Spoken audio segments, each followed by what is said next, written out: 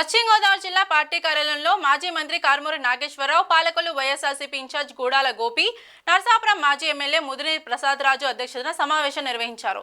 ఈ సందర్భంగా మాజీ మంత్రి కారుమూరి నాగేశ్వరరావు మాట్లాడుతూ జూన్ 4వ తేదీన రాష్ట్ర వ్యాప్తంగా నిర్వహించదలసిన వెన్నుపోటు దినం నిరసన కార్యక్రమాన్ని విజయవంతం చేసేందుకు చేపట్టవలసిన కార్యాచరణపై ఈ సమావేశంలో చర్చిస్తున్నామని, ఈ నెల 4వ తేదీ కూటమి ప్రభుత్వం వచ్చి సంవత్సరం అయిందని, ప్రజలను మోసం చేసిందని, అందుచేత వెన్నుపోటు దినంగా ప్రకటిస్తున్నామని అన్నారు.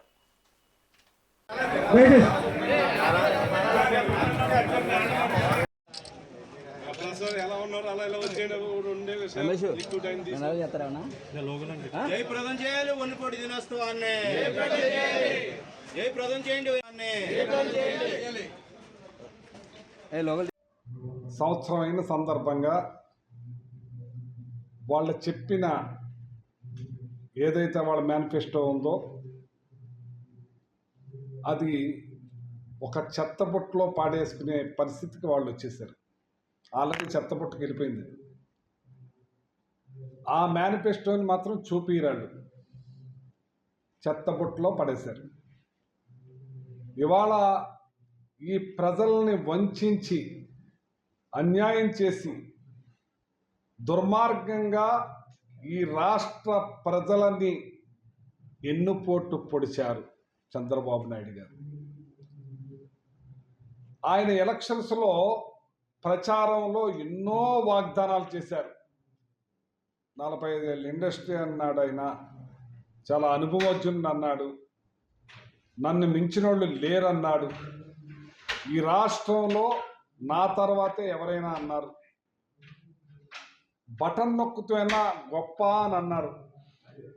బటను మంచం జగన్మోహన్ రెడ్డి గారు ఎంత మంచి పరిపాలన అందించారు.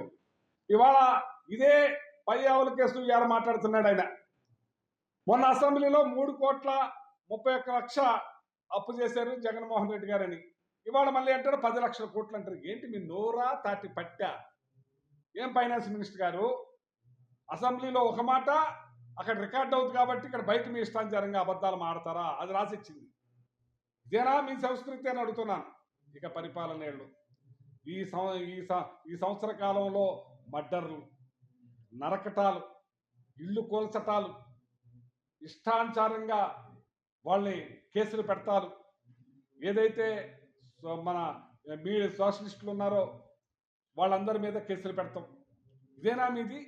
ఇవాళ చూడండి, వంశీ గారి మీద కేసు, మరి ఐపీఎస్ ఆంజనేయులు గారి మీద కేసు, ఇలా ప్రతి ఒక్కళ్ళ మీద కేసులు. డైవర్షన్ పాలిటిక్స్ చేయండి, అరెస్ట్ చేయండి. మీరు ఎంతమందిని చేస్తారో నేర్పుతున్నారు. జగన్మోహన్ రెడ్డి గారు ఈ పని చేయలేదు. జగన్మోహన్ రెడ్డి గారు సుపరిపాలన అందించారు. ఈ రకంగా ఆలోచన చేయడానికి టైమే లేదు జగన్మోహన్ రెడ్డి గారికి ఇలాంటి దుర్మార్గమైన పనులు చేయటానికి. ఆయన ప్రజా పనులు ఎన్ని చేశామండి.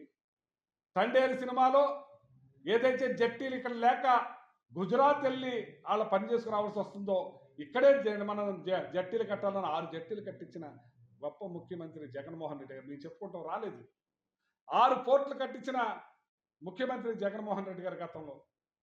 మరి అలాగే 17 మెడికల్ కాలేజీలు జిల్లా కోర్టు చెప్పిన కడితే ఆ మెడికల్ కాలేజీకి 750 మెడికల్ సీట్లు వస్తాయి వద్దని రాసిన గొప్ప ముఖ్యమంత్రి చంద్రబాబు నాయుడు గారు. పేద ప్రజలు ఎంతమంది డాక్టర్లు అయ్యేవారు.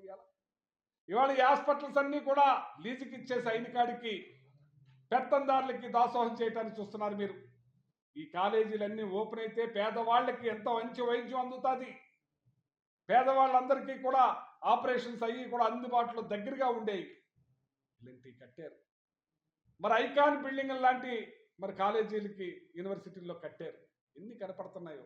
ఇవాళ ప్రతి గ్రామంలోనూ చూడండి మీరు, సచివాలయాలు దర్శనమిస్తాయి, ఆర్బికే సెంటర్లు దర్శనమిస్తాయి, హెల్త్ సెంటర్లు దర్శనమిస్తాయి. ఎన్ని రకాల బిల్డింగ్లు కట్టారండి ఈయన. మరి ఇవాళ మీరు ఏం చేస్తున్నారు? గ్రంథాలయాలు అభివృద్ధి అంటే ఈయన చేసిన అభివృద్ధి 2 సంవత్సరాలు కరోనాతోటే నడిచిపోయింది. 3 సంవత్సరాలు పరిపాలనలో ఎన్ని అద్భుతాలు సృష్టించాడైనా. మీరు అబద్ధాలతోటే బతుకుతున్నారు. దాన్ని మసిపూసి మారేడుగా చేసి జగన్మోహన్ రెడ్డి గారి రాష్ట్ర స్థలాలు పొలాలన్నీ కూడా తాకట్టు పెట్టేస్తారని అబద్ధాలు చెప్పి మీరు గెలిచారు. ఇవాళ మళ్ళీ అదే ల్యాండ్ టైటిలింగ్ యాక్ట్ని కంటిన్యూ చేస్తున్నారు మీరు. మీరు చేసింది ఏంటని అడుగుతున్నాను నేను. అందుకే రేపు 4వ తారీఖున వెన్నుపోటు దినోత్సవంగా మీరు చెప్పిన పథకాలన్నీ కూడా వెన్నుపోట్లు పొడిశారు తూట్ల కింద. ఇవాళ ఈ చదువు ఏ రకంగా ఉండేది? ఎప్పుడు కూడా చదువుల్లో భారతదేశంలో కేరళ నెంబర్ 1, కానీ ఆంధ్ర రాష్ట్రాన్ని నెంబర్ 1 తీసుకొచ్చాడు జగన్మోహన్ రెడ్డి గారు. అదే చదువులు ఇప్పుడు 17వ స్థానానికి వెళ్ళిపోయింది. మీ పుణ్యమా అంట. ఇవాళ 10th క్లాస్ చూశారు కదా, ఎగ్జామ్స్లో మీరు ఇష్టం వచ్చినట్టు కాంట్రాక్ట్కి ఇస్తే ఒక 95% వచ్చిన మార్కులు 5 మార్కులు చూపించే కార్యక్రమం చేస్తే మళ్ళీ రీవాల్యుయేషన్ పెడితే 95 వచ్చినాయి. ఏంటి మీ ఎడ్యుకేషన్ అన్నాను. మీ అబ్బాయి లోకేష్ గారు దాన్ని చూస్తున్నారు. ఇదేనా మీ పరిపాలన నన్ను అడుగుతున్నాను.